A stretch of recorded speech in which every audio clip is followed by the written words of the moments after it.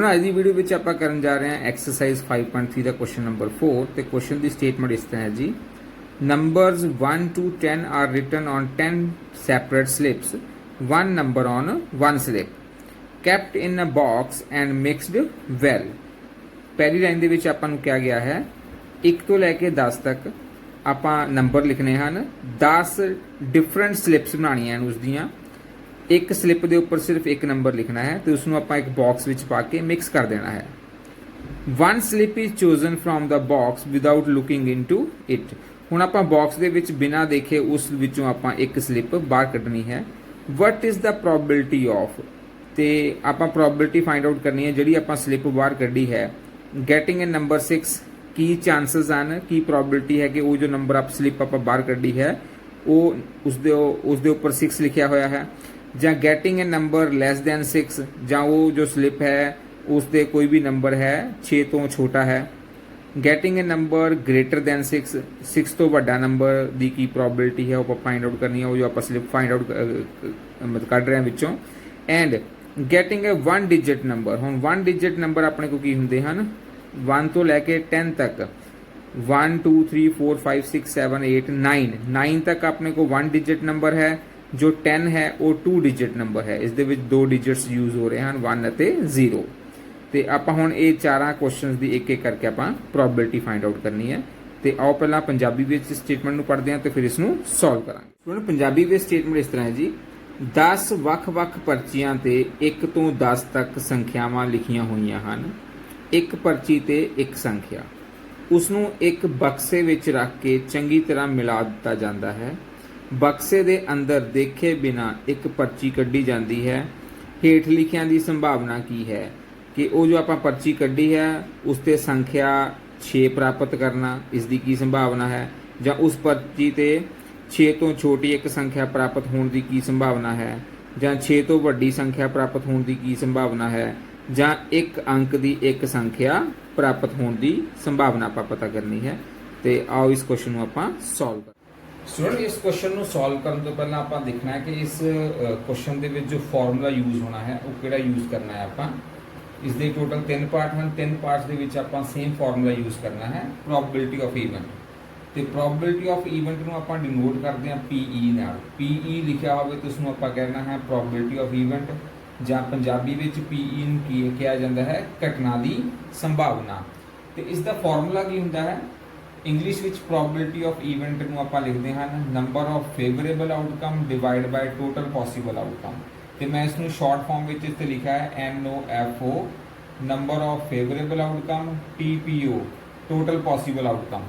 जेकर मैं क्वेश्चन के इस तरह लिख रहा शॉर्ट फॉर्म में NOFO तो TPO, इसका मतलब ये होएगा कि तुसी क्वेश्चन के पूरा लिखना है, तुसी इसनूं शॉर्ट फॉर्म के नहीं लिखना है। मैं अगर क्वेश्चन के थोड़ा स्पेस घट होने की वजह बोर्ड के उपर मैं इसनूं शॉर्ट फॉर्म में लिखूँगा, बट तुसी उत्थे जो क्वेश्चन करना है पेपर में जां तुसी भी जो भी टेस्ट देना है, टेस्ट के जो भी क्वेश्चन करना है उसके उसकी फुल फॉर्म लिखनी है, उसनूं NOFO की फॉर्म में नहीं लिखना है।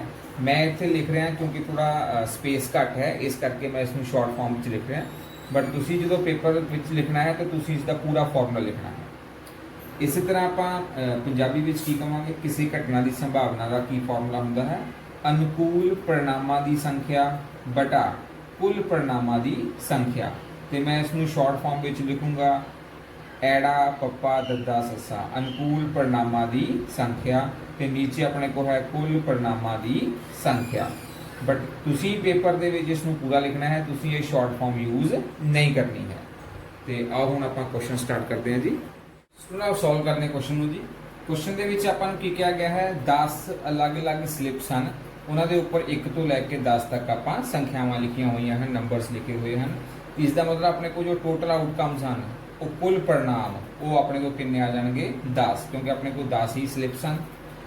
तो अपन पता है कि प्रोबेबिलिटी ऑफ इवेंट का फॉर्मूला की होंदा है number of favourable outcome divide by total possible outcome, जां उसनूं पंजाबी विच लिखांगे घटना के अनुकूल परिणामां की संख्या बटा कुल परिणामां की संख्या।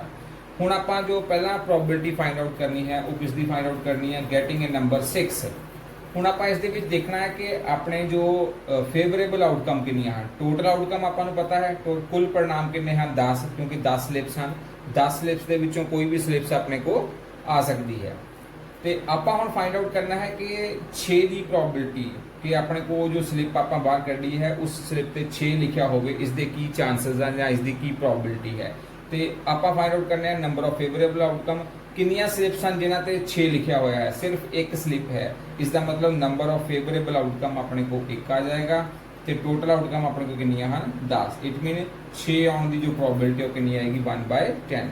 ਸੰਖਿਆ 6 ਪ੍ਰਾਪਤ ਕਰਨਾ, ਸਿਰਫ ਇੱਕ ਆਪਣੇ ਕੋ ਸਲਿਪ ਹੈ ਜਿਸ ਦੇ ਉੱਪਰ 6 ਹੈ। ਇਸ ਦਾ ਮਤਲਬ ਘਟਨਾ ਦੇ ਅਨੁਕੂਲ परिणामां ਦੀ ਅਨੁਕੂਲ परिणाम ਕਿੰਨੇ ਹਨ, ਜਿੱਥੇ ਆਪਣੇ ਕੋ 6 ਲਿਖਿਆ ਹੈ ਆਪਾਂ 6 ਦਾ ਪ੍ਰੋਬੇਬਿਲਿਟੀ ਫਾਈਂਡ ਆਊਟ ਕਰਨੀ ਹੈ ਤੇ ਜਿਸ ਜਗ੍ਹਾ ਤੇ 6 ਲਿਖਿਆ ਹੈ ਉਹ ਆਪਣੇ ਅਨੁਕੂਲ परिणाम ਹਨ। ਕੁੱਲ परिणाम ਆਪਾਂ ਨੂੰ ਪਤਾ ਹਨ 10 ਹਨ ਤੇ 6 ਕਿੰਨੀ ਜਗ੍ਹਾ ਤੇ ਲਿਖਿਆ, ਸਿਰਫ ਇੱਕ ਜਗ੍ਹਾ ਤੇ। ਇਟ ਮੀਨ ਆਪਣੇ ਕੋ ਜੋ 6 ਆਉਣ ਦੀ ਪ੍ਰਾਪਤ ਕਰਨ ਦੀ ਸੰਖਿਆ ਕੀ ਉਸ ਦੀ ਸੰਭਾਵਨਾ ਹੋਏਗੀ। ਅਨੁਕੂਲ परिणाम ਕਿੰਨੇ ਹਨ 1, ਕੁੱਲ परिणाम ਕਿੰਨੇ ਹਨ 10 ਤੇ ਉਸ ਦਾ ਆਪਣੇ ਕੋ ਪ੍ਰੋਬੇਬਿਲਿਟੀ ਆ ਜਾਏਗੀ, ਸੰਭਾਵਨਾ ਆ ਜਾਏਗੀ 1/10। ਸਟੂਡੈਂਟ ਸੈਕੰਡ ਪਾਰਟ ਇਸ ਤਰ੍ਹਾਂ ਹੈ।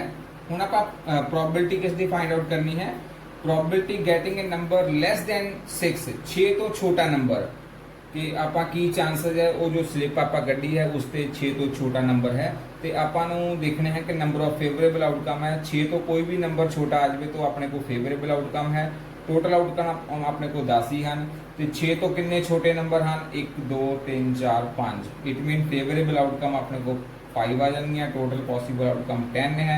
ਹੁਣ 5 ਅਤੇ 10 ਦੀ ਕਟਿੰਗ ਹੋ ਜਾਂਦੀ ਹੈ 5 ਦੇ ਟੇਬਲ ਵਿੱਚ 5 1 ਦਾ 5, 5 2 ਦਾ 10, 1/2 ਇਜ਼ ਦਾ ਆਂਸਰ। ਇਸੇ ਤਰ੍ਹਾਂ ਆਪਾਂ ਹੁਣ ਦੇਖਦੇ ਹਾਂ 6 ਤੋਂ ਛੋਟੀ ਇੱਕ ਸੰਖਿਆ ਪ੍ਰਾਪਤ ਕਰਨਾ ਤੇ 6 ਤੋਂ ਛੋਟੀਆਂ ਕਿੰਨੀਆਂ ਸੰਖਿਆਵਾਂ ਹਨ ਆਪਣੇ ਕੋਲ ਇਸ ਵਿੱਚ 5 ਤੇ ਕੁੱਲ ਸੰਖਿਆਵਾਂ ਕੁੱਲ परिणाम ਆਪਣੇ ਕੋਲ ਕਿੰਨੇ ਹਨ 10, ਜਿਸ ਦੀ ਆਪਾਂ ਕਟਿੰਗ ਕਰੀਏ 5 ਦੇ ਪਹਾੜੇ ਵਿੱਚ 5 1 5 5 ਦੂਣੀ 10 ਤੇ ਇਸ ਦਾ ਆਂਸਰ ਆ ਜਾਏਗਾ 6 ਤੋਂ ਛੋਟੀ ਇੱਕ ਸੰਖਿਆ ਪ੍ਰਾਪਤ ਹੋਣ ਦੀ ਕੀ ਸੰਭਾਵਨਾ ਹੈ 1/2। ਥਰਡ ਪਾਰਟ ਵਿੱਚ ਹੈ ਆਪਣੇ ਕੋ ਆਪਾਂ ਸੰਭਾਵਨਾ ਫਾਈਂਡ ਪ੍ਰੋਬੇਬਿਲਿਟੀ ਫਾਈਂਡ ਆਊਟ ਕਰਨੀ ਹੈ ਗੈਟਿੰਗ ਅ ਨੰਬਰ ਗ੍ਰੇਟਰ ਦੈਨ 6। 6 ਤੋਂ ਵੱਡਾ ਨੰਬਰ ਆਵੇ ਇਸ ਦੀ ਕੀ ਆਪਣੇ ਕੋ ਪ੍ਰੋਬੇਬਿਲਿਟੀ ਹੈ ਤੇ 6 ਤੋਂ ਵੱਡਾ ਨੰਬਰ ਆਪਣੇ ਕੋ ਕਿਹੜੇ ਕਿਹੜੇ ਹਨ 6 ਤੋਂ ਵੱਡੇ number 7 8 9 10 1 2 3 4। It mean number of favourable outcome ਆਪਣੇ ਕੋ ਆ ਗਈਆਂ ਹਨ 4 ਨੰਬਰ ਅਜਿਹੇ ਹਨ ਜੋ ਕਿ ਗ੍ਰੇਟਰ ਦੈਨ 6 ਹਨ ਤੇ ਟੋਟਲ ਆਪਣੇ ਕੋ 10 ਹੈ। ਹੁਣ 4 ਅਤੇ 10 ਦੀ 2 ਤੇ ਕਟਿੰਗ ਹੋ ਸਕਦੀ ਹੈ 2 2 ਦਾ 4 2 5 ਦਾ 10। ਇਟ ਮੀਨ ਆਂਸਰ ਆਪਣੇ ਕੋ ਆ ਜਾਏਗਾ 2/5। probability of getting a number greater than 6 is equal to 2/5। ਤੇ ਹੁਣ ਪੰਜਾਬੀ ਵਿੱਚ ਦੇਖਦੇ ਹਾਂ 6 ਤੋਂ ਵੱਡੀ ਇੱਕ ਸੰਖਿਆ ਪ੍ਰਾਪਤ ਹੋਵੇ। 6 ਤੋਂ ਵੱਡੀਆਂ ਕਿੰਨੀਆਂ ਸੰਖਿਆਵਾਂ ਹਨ 1 2 3 ਅਤੇ 4। ਇਟ ਮੀਨ ਇਹ ਆ ਜਾਏਗਾ 4। ਟੋਟਲ ਆਪਣੇ ਕੋਲ ਕਿੰਨੇ ਹਨ 10। 4 ਅਤੇ 2 ਜੋ 10 ਹੈ ਉਹ 2 ਦੇ ਪਹਾੜੇ ਵਿੱਚ ਕੱਟਿਆ ਜਾਏਗਾ 2 ਦੂਣੀ 4 2 5 10। ਇਟ ਮੀਨ ਆਂਸਰ ਆਪਣੇ ਕੋ ਆ ਗਿਆ 2/5। 6 ਤੋਂ ਵੱਡੀ ਇੱਕ ਸੰਖਿਆ ਪ੍ਰਾਪਤ ਹੋਣ ਦੀ ਸੰਭਾਵਨਾ ਆਪਣੇ ਕੋ ਹੈ 2/5। ਤੇ ਆਓ ਹੁਣ ਇਸ ਦਾ ਲਾਸਟ ਪਾਰਟ ਦੇਖਦੇ ਹਾਂ ਜੀ। ਸਟੂਡੈਂਟ ਆਓ ਲਾਸਟ ਪਾਰਟ ਦੇਖਦੇ ਹਾਂ ਜੀ ਫੋਰਥ ਪਾਰਟ। ਇਸ ਦੇ ਵਿੱਚ ਆਪਾਂ ਕਿਸ ਦੀ ਪ੍ਰੋਬੇਬਿਲਿਟੀ ਫਾਈਂਡ ਆਊਟ ਕਰਨੀ ਹੈ ਗੈਟਿੰਗ ਅ 1 ਡਿਜਿਟ ਨੰਬਰ। ਹੁਣ ਆਪਣੇ ਕੋਲ 1 ਡਿਜਿਟ ਨੰਬਰ ਕਿੰਨੇ ਹਨ 1 ਤੋਂ ਲੈ ਕੇ 9 ਤੱਕ ਇਹ ਸਾਰੇ 1 ਡਿਜਿਟ ਨੰਬਰ ਹਨ।